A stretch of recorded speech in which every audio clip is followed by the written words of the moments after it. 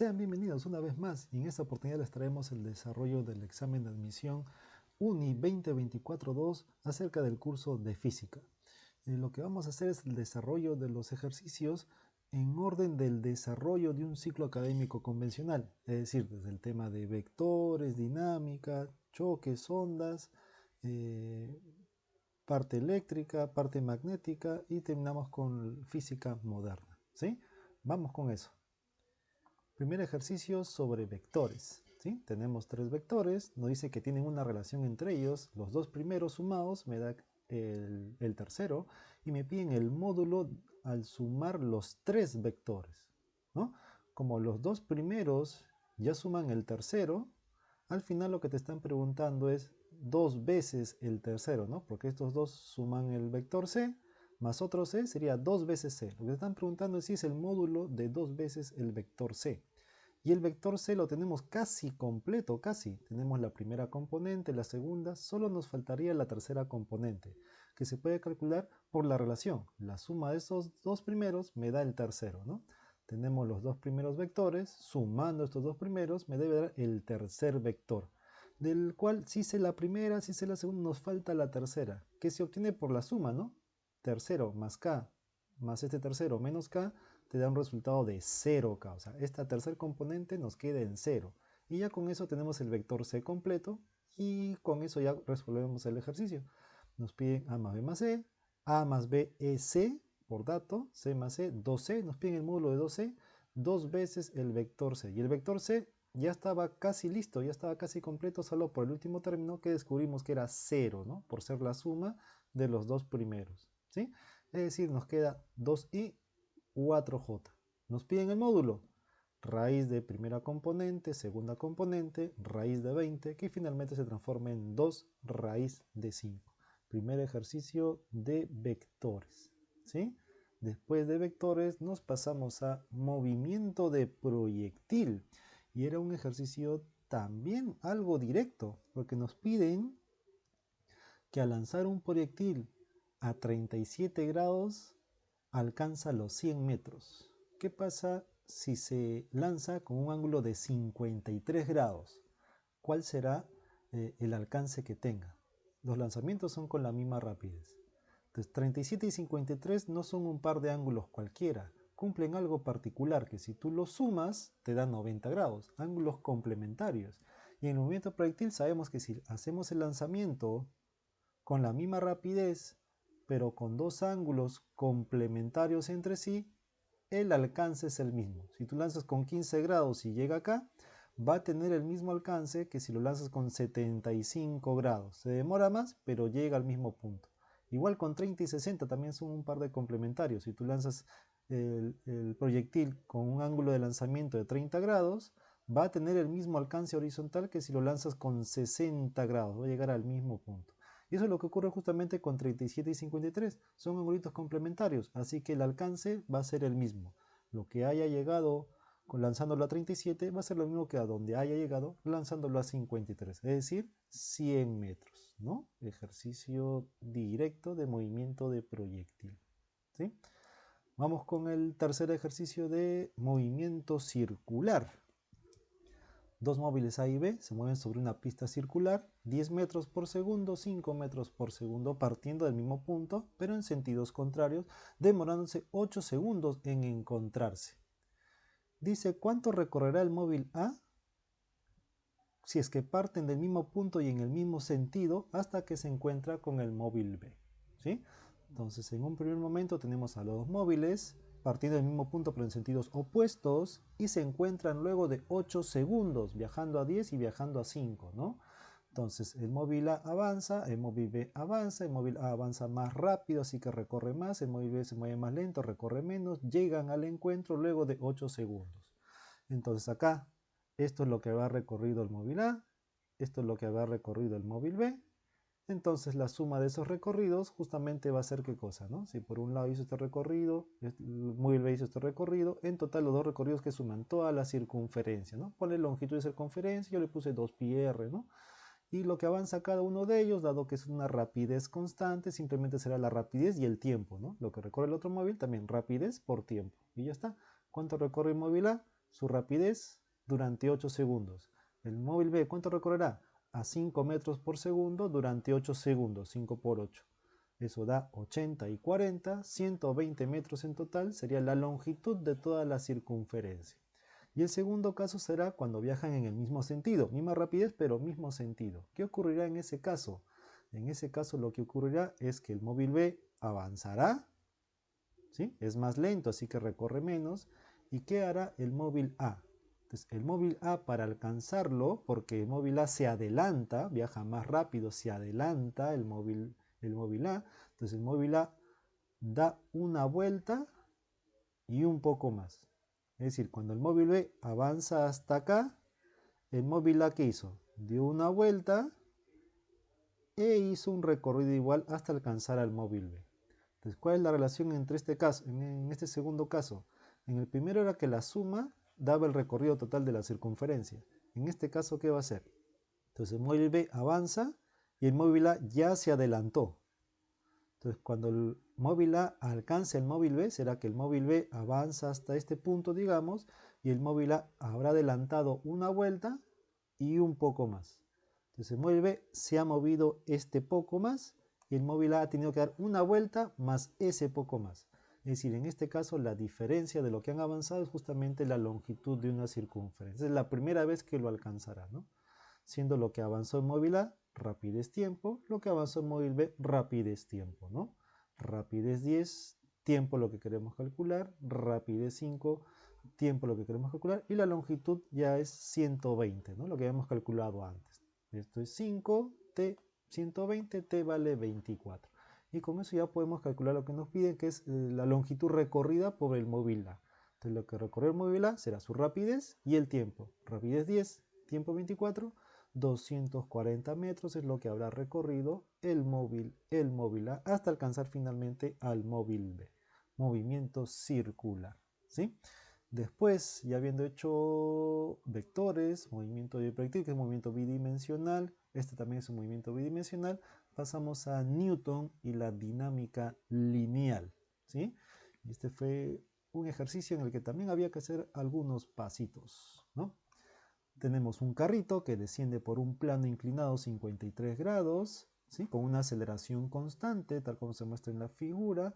Hay una masita m suspendida dentro del carrito, formando 37, ¿sí? Con el plano vertical. Determine la magnitud de la aceleración con la que está descendiendo el carrito. Como la esferita está dentro del carrito, entendemos que el carrito desciende con esta aceleración, es porque esta esferita, esta masita también está descendiendo con la misma aceleración, ¿no? Los dos están descendiendo juntos, entonces él también tiene esa aceleración, ¿no? Entonces acá analizamos qué fuerzas hay sobre ese objeto y esas fuerzas lo relacionamos con la aceleración que tiene, ¿no? Entonces tenemos el objeto, cuáles son las fuerzas sobre este objeto. Solamente son dos interacciones con el planeta Tierra y con la cuerda, peso y la tensión. ¿Está bien? Peso y tensión. Entonces, en dinámica lineal lo que se hace es, ¿no? En la dirección del movimiento le llamamos eje X y el perpendicular va a ser el eje Y. De tal forma que al tener las fuerzas, la suma de las componentes en el eje Y deben dar 0 y la suma de componentes en el eje X equivalente a la masa por la aceleración, ¿no? Ese es el análisis que se hace. Entonces el paso usual sería descomponer a esta tensión bajo estas componentes. Sería, ¿no? Si este es 37 grados, el que se opone t seno de 37, el que está juntito t coseno de 37. Para el peso, algo parecido, me ayudo del 53, este 53 lo llevamos hacia el peso, ¿no? Si tú prolongas, este de acá sería 37, este de acá sería 37, por lo tanto este de acá será 53, y si ese es 53 se descompone el peso, el que se opone mg seno junto mg coseno.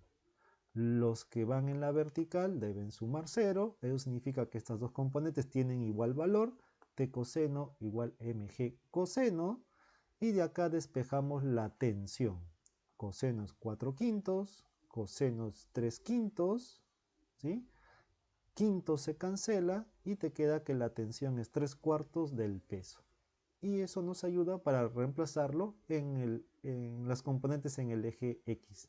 En el eje X, masa por aceleración.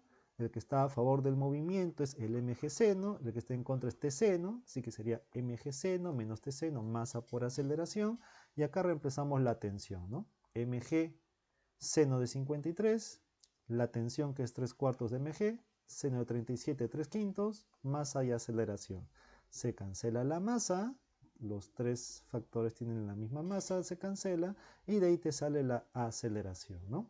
Esto es 4/5, esto sería 9/20, 4/5 menos 9/20, eso es 7/20 de G. Siendo G 9,81, 7 por 9,81 entre 20, 3,4 la aceleración, ¿no? La magnitud de la aceleración. Un problemita para descomponer fuerzas y aplicar dinámica, ¿no? Dinámica lineal, ¿sí? Este sería nuestro cuarto ejercicio. Después de dinámica lineal, seguimos por gravitación, ¿no? Gravitación universal. El siguiente ejercicio va a ser de gravitación.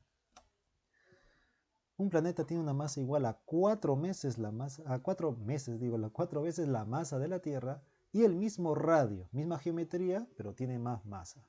Calcule a qué altura de la superficie de dicho planeta la aceleración de la gravedad es igual a la aceleración de la gravedad en la Tierra. Es lo mismo, ¿no? Entonces acá es para aplicar gravitación universal. Hay formulitas ya que se pueden obtener. Si no recuerdas mucho las formulitas, podemos ir relacionándolo, ¿no? Tenemos un planeta. Si tuviéramos un objeto en la superficie de la Tierra, ¿no? Si tuviéramos un objeto ahí en la cercanía del planeta Tierra de masa m, tú sabes la atracción gravitacional entre la masa m y el planeta Tierra, ¿no? Esa fuerza gravitacional, ¿no? Se calcula como la constante, producto de las masas, la distancia entre estos objetos, que sería equivalente al radio de la Tierra, ¿no? Y esa fuerza gravitacional nosotros lo hemos puesto como masa por gravedad, ¿no? Sería la gravedad en la superficie de la Tierra, ¿no? Entonces acá se cancela la masa del objeto y te queda que la gravedad sobre la superficie terrestre, el 9,81, se calcula así, ¿no? La constante de gravitación, la masa de la Tierra, radio de la Tierra al cuadrado, ¿no? Hacemos lo mismo, pero para el otro planeta. ¿Cómo sería para el otro planeta? Pero a cierta altura, dice, ¿no? Calcula a qué altura la gravedad será igual a esta de acá, ¿no? Entonces, a cierta altura, si tuvieras ahí un objeto a cierta altura, también, ¿no? De masa m, sabes que la atracción gravitacional entre ellos se calcula como la constante, producto de las masas de los dos, masa del planeta, entre la distancia entre ellos, ¿no? ¿Y cuál es la distancia entre ellos? Sería el radio del planeta más este h, ¿no? Siendo esa fuerza gravitacional, se supone calculada como la masa por la gravedad a esa altura, ¿no? La masa por la gravedad a esa altura, ¿no? Se cancela la masa y tenemos la gravedad a esa altura, ¿no? ¿Sí? Y lo que nos dicen que esta gravedad a esa altura equivale a esta gravedad de acá. Es equivalente. Esta gravedad a esa altura equivale a la gravedad sobre la superficie de la Tierra. Es equivalente. Y la masa del planeta es 4 veces la masa de la Tierra, ¿sí? Siendo la gravedad en la Tierra calculada de esta forma, ¿no? Entonces se cancela la constante, se cancela la masa y te queda, pues, ¿no? Este factor al cuadrado es 4 veces el radio al cuadrado, ¿no? Sacas raíz y finalmente, ¿no? Esta alturita no sería otra cosa que justamente el radio de la Tierra, ¿sí? Así resolvemos este ejercicio de gravitación universal, ¿sí? Con la idea de la relación, ¿no? Fuerza gravitacional, ¿no? Constante, masa, masa y el radio al cuadrado. Con eso es suficiente para resolver el ejercicio, ¿sí? Ahora vamos con teorema del trabajo, ¿no? La otra forma de analizar el movimiento de los objetos con energía, trabajo, conservación de la energía, que es lo importante ahí, ¿no? La obtención de una ley de conservación. Conservación de la energía. O también lo puede ser por teorema del trabajo. Varias formas en las cuales podrías afrontar este ejercicio. Suelta un objeto de 4 kilogramos desde la posición A, se desliza hasta llegar a la posición B con una rapidez de 15 metros por segundo. Calcule el trabajo realizado por la fuerza de rozamiento sobre el bloque, desde A hasta B, ¿sí? Entonces las fuerzas involucradas sobre ese objeto son su peso, y la fuerza de contacto entre el bloque y la superficie, ¿no? Que usualmente las ponemos en componentes, ¿no? Normal y fricción, pero son las componentes de una sola fuerza, la fuerza de contacto, ¿no? Entonces acá lo que podemos aplicar es que el trabajo de las no conservativas equivale a la variación de la energía mecánica, ¿no? Y en este caso aplicamos eso porque de estas tres hay dos que son no conservativas, que es la normal y la fricción, son no conservativas, ¿sí? Y al ser no conservativas, una de ellas sí hace trabajo. La normal no hace trabajo porque es perpendicular al movimiento, pero la fricción sí va a hacer trabajo. Y basta que una no conservativa haga trabajo para que la energía mecánica no se conserve. Y justamente la variación de la energía mecánica equivale al trabajo de esas no conservativas. Entonces, las no conservativas en este caso son la normal y la fricción, y eso debería ser equivalente a la variación de la energía mecánica final inicial. En este caso el trabajo de la normal es cero porque es perpendicular al movimiento y solamente te queda el trabajo de la fricción, ¿sí? Siendo la energía mecánica en el punto B cinética más potencial gravitatoria. Si ponemos acá nuestro nivel de referencia, la potencia gravitatoria sería cero y te quedaría solamente la energía cinética. Y en el punto A sería cinética más gravitatoria, hay gravitatorias, y este es nuestro nivel de referencia con altura 20, pero la cinética sería cero porque se suelta el bloque, ¿no? Se suelta, rapidez cero, ¿sí? ¿Sí? Entonces, al final es pura cinética y al inicio es pura gravitatoria. El trabajo de la normal es cero y con eso calculamos el trabajo de la fricción, ¿no? La masa es 4, rapidez en vez 15, masa gravedad y se soltó desde 20 metros de altura, calculando así el trabajo de la fricción con signo negativo, ¿no? Es un trabajo en contra del movimiento. ¿Está bien? ¿Sí? Uy, 8 me parece que es 8. Ya está. Ya está. Después de conservación de la energía o teorema del trabajo, vamos al otro tema donde también sale una ley de conservación, que es el de impulso y cantidad de movimiento, para el tema particular de choques ahora, ¿no? Hay un ejercicio de choques que me parece que sería el ejercicio más largo o con más pasos en el examen de admisión, ¿ya? Ahora vamos a ver. En el dibujito mostrado tenemos al bloque A, se suelta sobre una superficie lisa desde 1,80 m de alto, ¿sí? Al llegar a la base choca elásticamente con este bloque B, ¿está bien?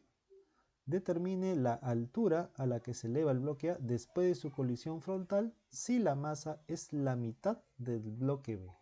La masa de A es la mitad del bloque B, o lo que es lo mismo, ¿no? El bloque B tiene el doble de masa que el bloque A. Entonces acá se va a dividir el ejercicio en tres pasos, ¿no? Primero hay que calcular con qué rapidez impacta contra el bloque B. Después analizamos el impacto, ¿sí? Para saber con qué rapidez termina el bloque A después del impacto. Y ya sabiendo esa rapidez, vamos a ver hasta dónde sube el bloque A. Son tres pasos en realidad. Primero analizamos la caída del bloque A. El bloque A cae, llega acá a la base y hay que saber con qué rapidez llega a la base, que sería la rapidez con la que impacta contra el bloque B. Y en este caso es conservación de la energía, ¿no? La única fuerza no conservativa es la normal, la componente normal. Y esa componente normal no hace trabajo. Y al no hacer trabajo, entonces la energía se va a conservar. Energía mecánica al inicio, energía mecánica final, parecido al ejercicio anterior. Al inicio es pura gravitatoria y al final es pura cinética, ¿no? Al inicio es pura gravitatoria y al final es pura cinética, ¿no? Se cancela la masa. El 2 pasa a multiplicar, 2GH, la potencia pasa como raíz, la rapidez te queda raíz de 2GH, ¿no? Si quieres lo dejas así, porque el H es dato, gravedad también es dato, 981, lo dejas así o lo operas como tú gustes. En este caso, a ver, yo lo voy a operar, sería 2 veces 981 por 1,8, le sacamos raíz y te queda aproximadamente 594. ¿Ya? Esa es la rapidez con la que llega e impacta contra el bloque B.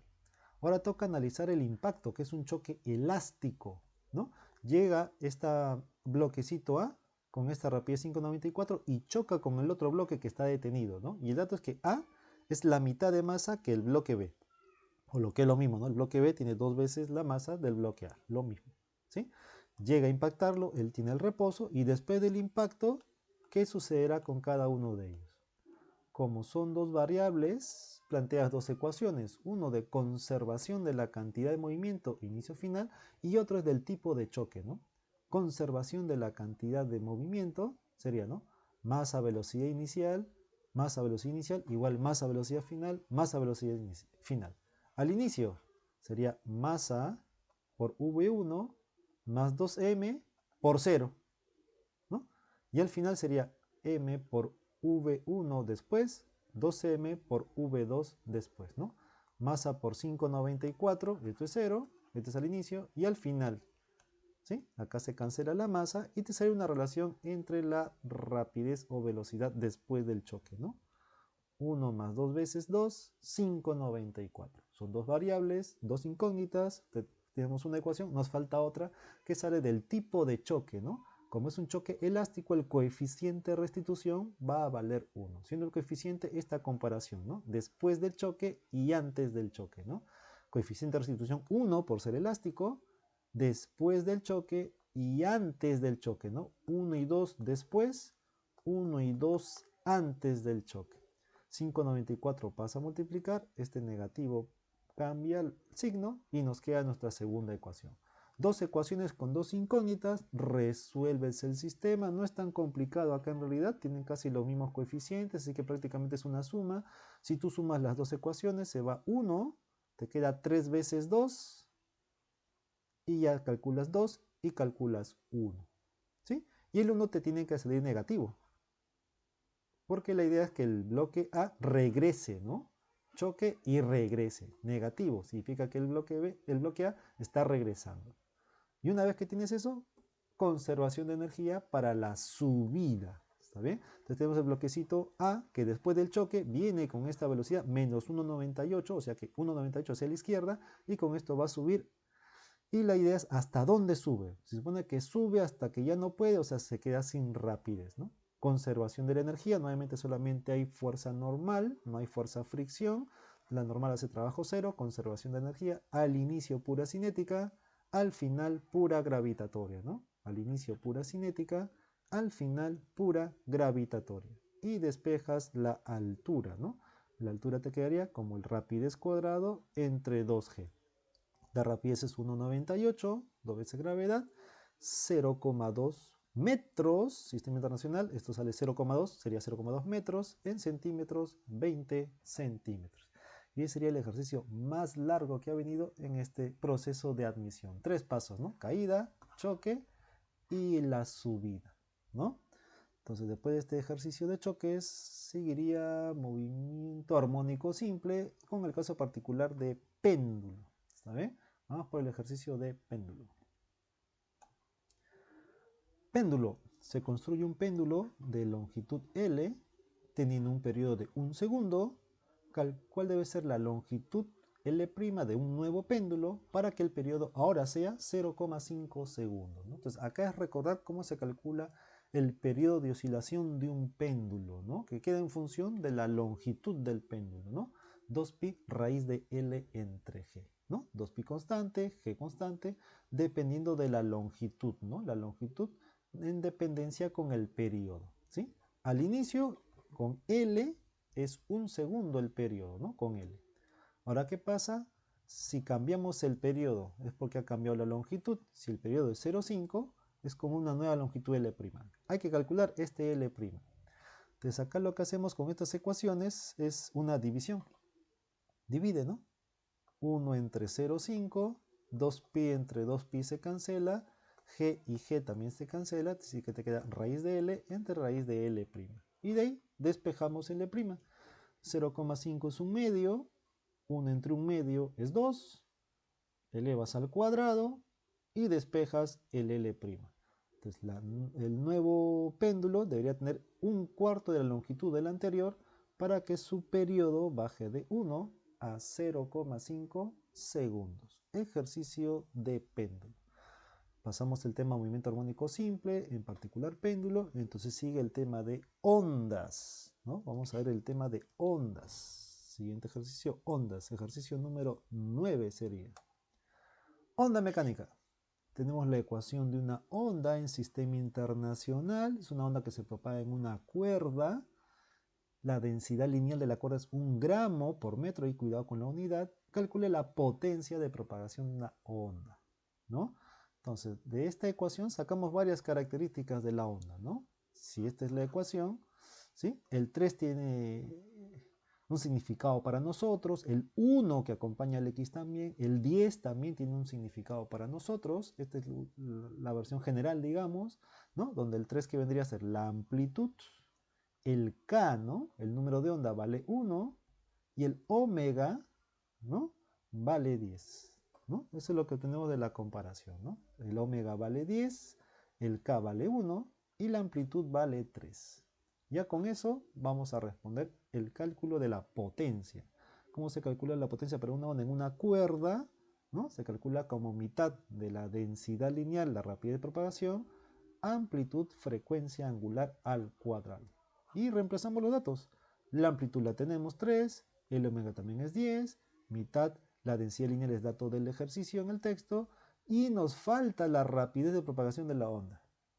No es un dato directo, pero sí se puede calcular, porque la rapidez de propagación de la onda vendría a ser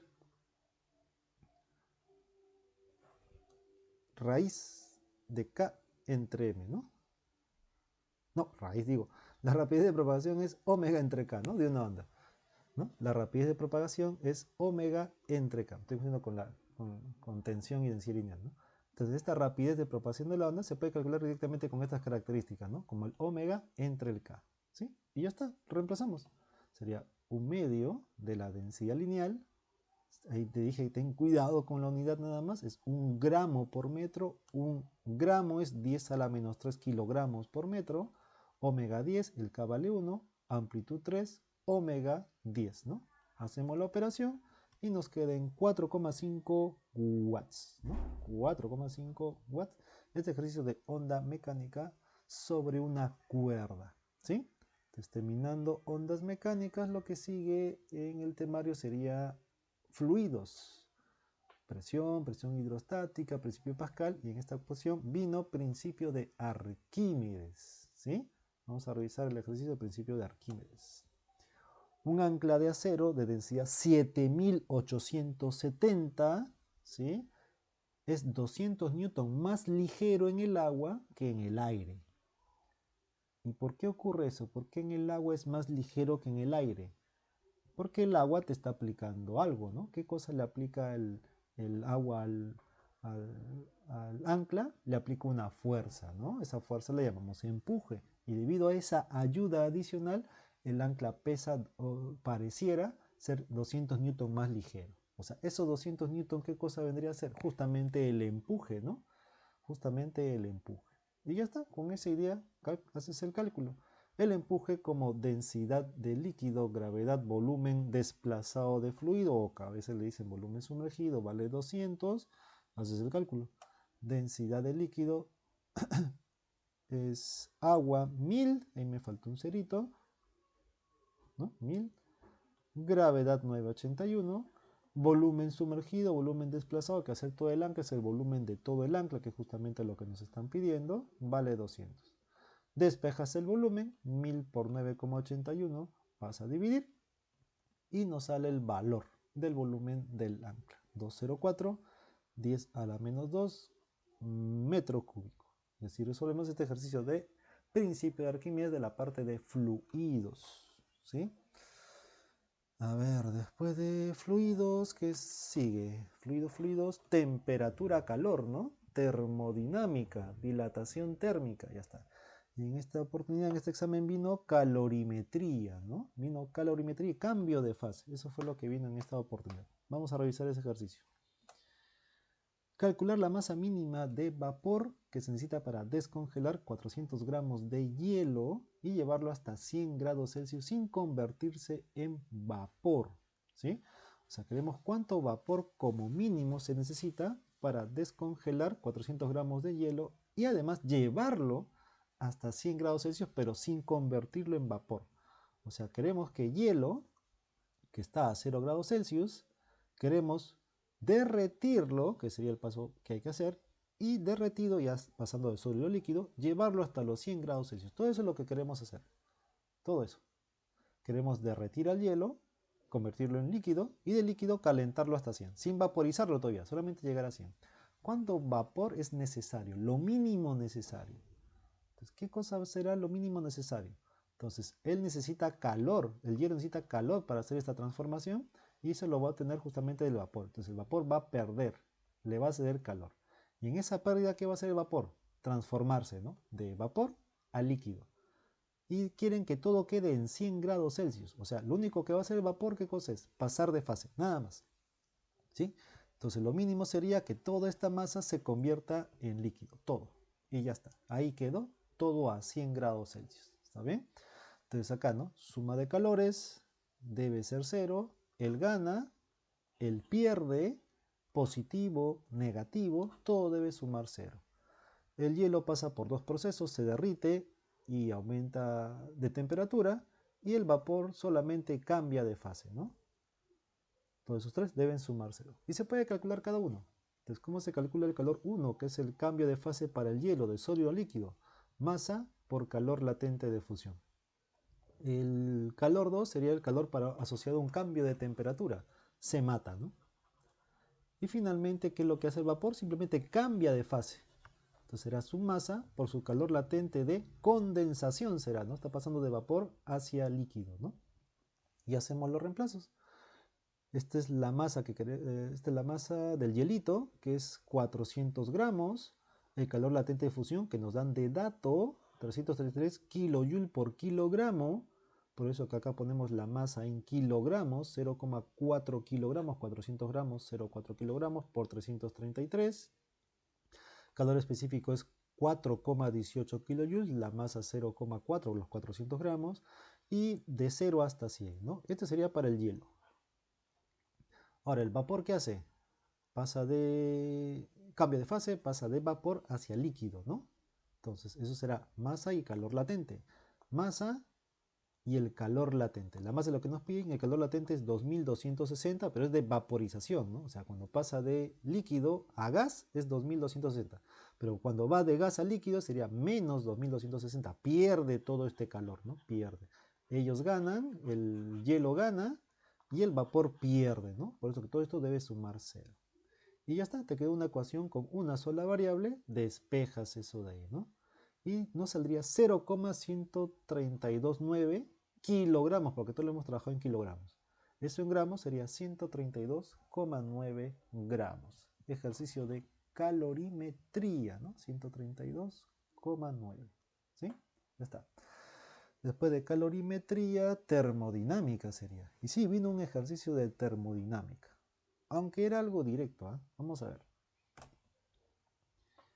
Un mol de gas ideal monoatómico recibe 249,3 joules de calor bajo un proceso isocórico, isométrico, isovolumétrico. Calcula el cambio de temperatura que experimenta el gas. Este es proceso isocórico, calor involucrado. ¿Cómo se calcula el calor involucrado en un proceso isocórico? El calor es algo parecido al de calorimetría. En vez de se mata, le ponemos cenata, ¿no? Calor a volumen constante igual a cenata, ¿no? Donde el calor específico es a volumen constante, ¿no? Y en el caso de un gas monoatómico, este calor a volumen constante es 3 medios de R, ¿no? Si hubiera sido diatómico, hubiera sido 5 medios, ¿no? 3 medios y 5 medios. Y acá reemplazas datos. El calor, 249, 3 medios de R, 8,31, un mol de gas, 1, y de acá calculaste la variación de la temperatura, ¿no? 20 grados Celsius, ¿sí? Ya está, ya hemos pasado ya casi la mitad de la evaluación. Hemos hecho vectores, cinemática, dinámica, trabajo, choques, ondas, Arquímedes, fluidos. Pasamos por temperatura, calor, procesos termodinámicos, termodinámica. Ahora vamos a la parte eléctrica y magnética del curso. Vamos a potencial eléctrico, me parece que es el siguiente. A ver. Ajá. Una carga eléctrica de 2 milicoulombs se mueve desde un punto A hasta un punto B en una región donde hay un campo magnético, un campo eléctrico uniforme. Calcule el trabajo realizado por el campo eléctrico sobre la carga. Y acá nos dan el campo eléctrico y nos dan las superficies equipotenciales, ¿no? Con el potencial de cada uno, 100, 80, 60, 40 volts. Para calcular el trabajo del campo, para ir desde un punto A hasta un punto B, se calcula mediante la siguiente expresión, ¿no? El trabajo realizado por el campo, cuando la carguita se mueve de un punto A a punto B, simplemente es la carga, potencial en A, potencial en B. Punto, se acabó. Reemplaza porque todo es dato. La carguita es 2 milicoulomb y A y B. Potencial en A es 100, ¿no? En A es 100 y en B es 60. Ya está. 100 menos 60, 40. 40 por 2, 80. 10 a la menos 3, que serían 80 milijoules. Ejercicio de trabajo potencial eléctrico, ¿sí? De trabajo potencial nos pasamos a circuitos. Hay dos ejercicios de circuitos, uno de asociación y otro de potencia eléctrica. Vamos a ver. Calcule la intensidad de corriente que circula por la rama superior de la red, siendo la batería, la mostrada, ¿no? 48 volts, y cada R, cada resistencia es de 3 ohms, 3 ohms, 3 ohms, 3 ohms, ¿sí? Entonces tenemos el circuito, nos piden la corriente que pasa por la parte superior. ¿Cómo calculamos la corriente que pasa por esa parte superior? En este caso, darte cuenta que la conexión de estos dos R's, con estos dos R's, y la fuente no es cualquier conexión, es una conexión en paralelo, ¿sí? Estos dos R están en paralelo con la fuente, estos dos R también están en paralelo con la fuente. Así que, ¿cómo se calcula la corriente que pasa a través de ellos? Simplemente fíjate qué resistencia tienen y al estar en paralelo con la fuente están sujetos al voltaje de 48 volts. ¿Ya está? Entonces, al estar en paralelo se registra el mismo voltaje, así que estos dos R's que están en serie, ¿no? entre ellos están en serie, están sujetos al voltaje de 48. Y con eso puedo calcular la corriente, porque la corriente que pasa por a través de cada uno de esos resistores es la misma corriente que pasa por su equivalente. Y ya está, calculas el equivalente. 3 y 3 en serie, ¿el equivalente cuánto es? 6. 6 ohms. Voltaje 48, tenemos la corriente entonces, ¿no? Voltaje 48, corriente por la resistencia equivalente que es 3 más 3, 6. La corriente será 8, la que circula por el equivalente de ellos dos. Y al estar en serie, sería la misma corriente en sí. Corriente de valor 8. ¿Sí? Esta es la pregunta de asociación de resistores. Y nos vamos a algo parecido, pero pidiéndonos potencia eléctrica, ¿no? Vamos al siguiente, a ver. Potencia eléctrica, tenemos ahí 6 resistores, calcule el valor de R, si la potencia disipada por todo el circuito es de 3 watts, todo el circuito. Entonces hay que calcular la resistencia equivalente de todo este circuito. Entonces ahí tendrías que ver, por ejemplo, de los 6 resistores, 5 de ellos están en serie. Y al estar en serie, su equivalente es directamente la suma. R más R más R más R, 5R. Esos 5 resistores los reemplazas por uno solo de 5R. Y finalmente este 5R y este R están en paralelo. Y al estar en paralelo, su equivalente es con inversas, ¿no? 1 entre 5R más 1 entre R inversa. 1 entre 1 quinto más 1 son 6 quintos, al revés sería 5 sextos, ¿no? Entonces, ese es el equivalente finalmente de los 6 resistores. Y la potencia de todo el circuito es equivalente a la potencia en este resistor, ¿no? Y la potencia sobre este resistor es voltaje cuadrado entre resistencia. Voltaje 5, resistencia 5R sextos, y nos dicen que la potencia debe ser 3. Haces la operación, ¿no? Pasas a multiplicar. 5 al cuadrado 25, 3 por 5 15, 6 pasa a multiplicar 150, 15 y 150 es porque este R vale 10 ohms. Y con eso terminamos esta parte de circuito eléctrico, actividad eléctrica, y nos vamos a la parte magnética, ¿sí? Para afrontar el ejercicio ya número 16. Este fue el ejercicio 15, vamos con el ejercicio 16 que ya es de magnetismo. Y de la primera parte de magnetismo, ¿no? La fuerza magnética sobre una carguita. Vamos. Un protón que se mueve en una región donde hay un campo magnético 1,75 Tesla y que se orienta hacia el eje Z, ¿no? La rapidez del protón es 446, 10 a la sexta, moviéndose hacia el eje X. Calcule la magnitud de la fuerza magnética, ¿no? Entonces tenemos una partícula que está viajando en dirección al eje X y el campo magnético está en dirección al eje Z, ¿no? La partícula viajando hacia el eje X, el campo magnético dirigido hacia el eje Z. No te están pidiendo la dirección de la fuerza magnética, pero una carguita que ingresa a una región de campo magnético va a experimentar una fuerza magnética, ¿no? Para este caso, ¿no? ¿Y cómo se calcula esa fuerza magnética? En particular, el valor de la fuerza magnética es, ¿no? Valor de la carga, rapidez, la magnitud del campo, seno del ángulo formado por la velocidad y el campo magnético, ¿no? Y todo es dato, porque el ángulo formado entre la velocidad que apunta hacia el eje X y el campo magnético que apunta hacia el eje Z será 90 grados. Reemplazamos. La carguita es de 1,6 10 a la menos 19, la rapidez 4,46 10 a la sexta, la intensidad del campo en 1,75, el ángulo formado por la velocidad y campo, 90 grados. Seno de 90 es 1, así que queda hacer la multiplicación de todo esto. 1,25, 10 a la menos 12 newton, ¿sí? 1,25, 10 a la menos 12 newton, ejercicio de campo magnético, ¿no? En esta oportunidad no vino otro ejercicio, tampoco vino inducción, por ejemplo, ¿no? En esta parte magnética, y de frente se pasaron a ondas electromagnéticas, ¿no? Con algunas características de la onda electromagnética. Calcule la proporción entre las frecuencias. Acá estamos usando para representar la frecuencia de la letrita F, ¿no? Debería ser la letrita Nu, ¿no? Lo estamos usando F, entendemos F de frecuencia, entre dos ondas electromagnéticas armónicas que se propagan en el vacío. Todas las ondas electromagnéticas que viajan en el vacío viajan con la misma rapidez y te piden la proporción entre las frecuencias de estas dos ondas si las longitudes de onda de cada una son 5 micrómetros y 5 nanómetros, ¿no? 5 micrómetros y 5 nanómetros, ¿no? Entonces, la rapidez de propagación de las ondas en el vacío ya se sabe qué valor tiene, ¿no? 3 por 10 a la 8, ¿no? Redondeando, ¿sí? Y esa rapidez tiene relación con las características de la onda. Tiene relación con la longitud de onda y la frecuencia, ¿no? La rapidez de propagación en relación a la longitud y a la frecuencia característica de la onda. Y todas las ondas viajan a la misma rapidez en el vacío.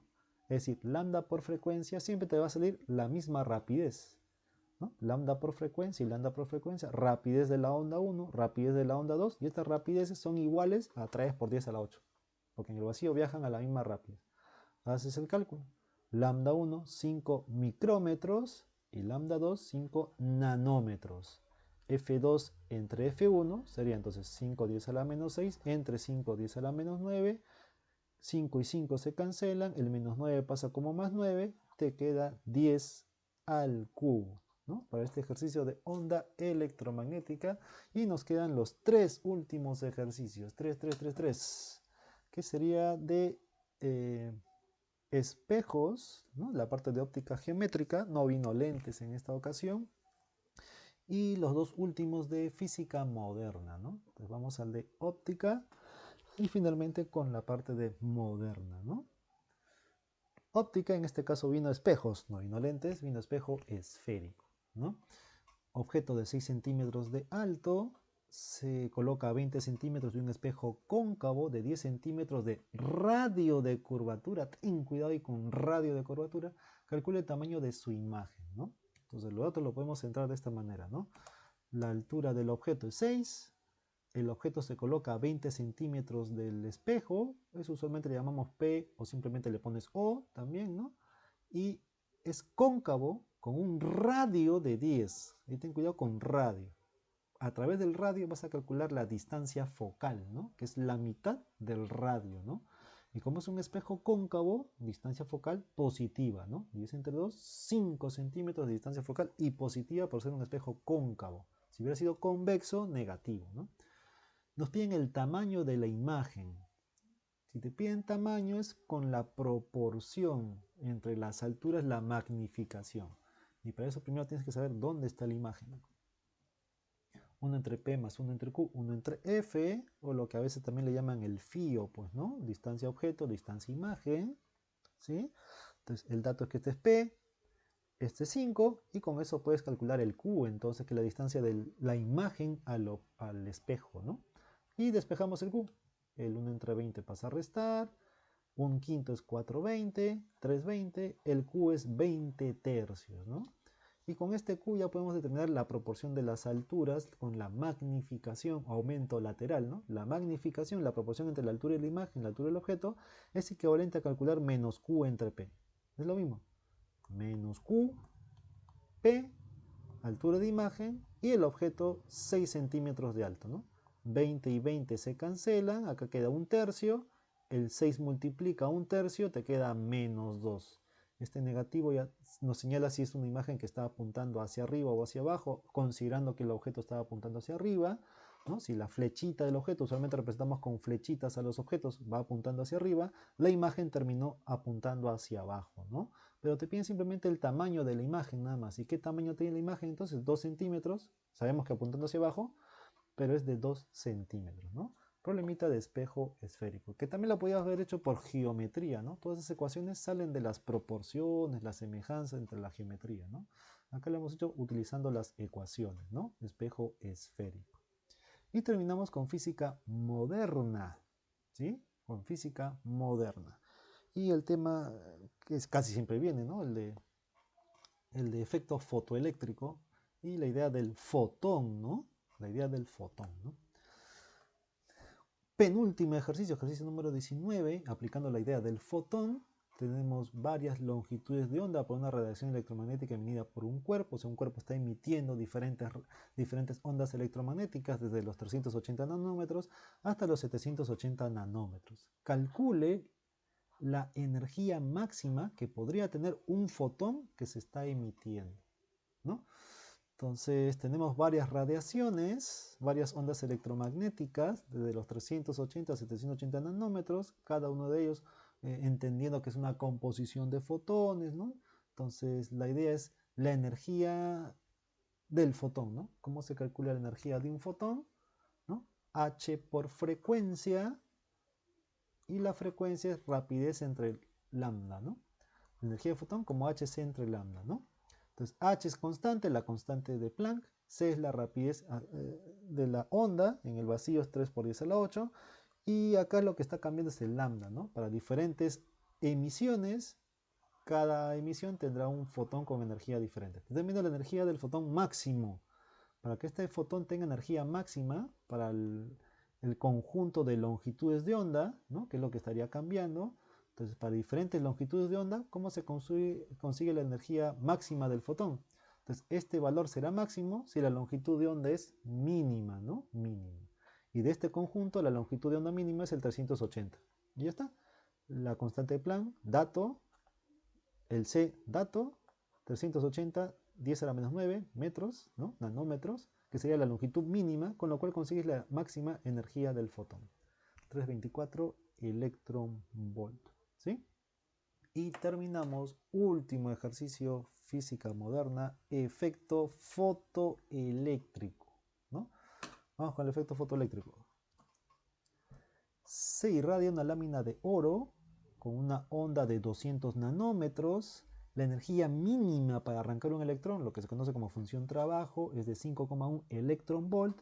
Determina la energía cinética máxima de los electrones emitidos, ¿no? Y en esta idea, la ecuación, ¿no? Energía, conservación, la energía del fotón utilizándose, ¿no? La energía del fotón utilizándose para, ¿no? Arrancar al electrón e impulsarlo, ¿no? Y acá estamos arrancando a los electrones más sencillos de arrancar y quedarían entonces con la energía cinética máxima que se les puede proporcionar, ¿no? Entonces, esta es la ecuación de la energía, ¿no? Y nos piden justamente esta energía máxima, ¿no? Esta energía cinética. Entonces reemplazamos, porque la función trabajo es dato, todo lo demás es dato, todo es dato, reemplazamos. El H es 6,626 10 a la menos 34, el C es 3 por 10 a la 8, el lambda es 200 nanómetros, la función trabajo es 5,1 y la energía cinética. Acá nada más ten cuidado con las unidades, ¿no? Si te das cuenta, en el ejercicio anterior también te dieron el H en otras unidades. Pudiste haber usado también ese H, más directo, ¿sí? O si no te acuerdas, estuviste nervioso, ten cuidado, no pierdas cuidado que acá también te dan la oportunidad para hacer la conversión, ¿no? Entonces, el H para este ejercicio, con este dato que te dan, ¿no? 6,626 10 a la menos 34 joules, esta rapidez y esta longitud. Entonces, cuando tú calcules toda esta energía, te va a salir en joules esta energía. Acá tenemos la función trabajo, que no está en joules, está en electron volt, otra forma de poner la energía. Y nos pide energía cinética en electron volt también. Lo quiero en electron volt, lo tengo en electron volt, entonces él hay que cambiarlo a electron volt. Pero esto está en joules. Entonces por eso te dan esta conversión de acá, ¿no? Un electron volt, 1,610 a la menos 19 joules, ¿sí? Y de acá tú entiendes, un joule, ¿qué cosa es? 1 entre 1,610 a la menos 19 electron volt. Y esa es la conversión que usamos para convertir joules a electron volt. Y ya está. Haces el cálculo, 621, 5,1 cinética, la energía cinética máxima en 1,11, ¿no? Aunque pudiste saltarte esta conversión con el ejercicio anterior, ¿no? Me parece que acá, sí, ¿ves? Acá ya te dan el H electron volt, por ejemplo, directo ya. Entonces, este H lo reemplazabas acá nada más. Acá, ¿no? Ahí. Y ya estaba esta conversión, ¿no? Esto entre esto es el 4,1 del ejercicio anterior, ¿no? Solo que te lo dieron en el ejercicio anterior y no en este, ¿no? Pero bueno, ahí ya te lo estaban dando. Y así resolvemos este ejercicio de efecto fotoeléctrico, ¿sí? Entonces espero haberte ayudado, ¿sí? Con esta resolución del examen de admisión 2024-2, el apartado de física, ¿sí? Y nos vemos hasta otra oportunidad. Gracias.